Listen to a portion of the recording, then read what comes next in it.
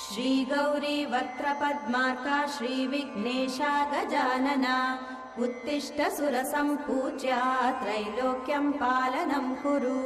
श्रीगौरी वक्त्रपद्मार्का श्रीविघ्नेशा गजानना उत्तिष्ठ सुरसम्पूज्या त्रैलोक्यं पालनं कुरु। उत्तिष्ठोत्तिष्ठ हेरम्बा उत्तिष्ठ गणनायका उत्तिष्ठ करुणापूर्णा भक्तानां भाग्यदायका। उत्तिष्ठोत्तिष्ठ हेरम्बा उत्तिष्ठ गणनायका उत्तिष्ठ करुणापूर्णा भक्तानां भाग्यदायका।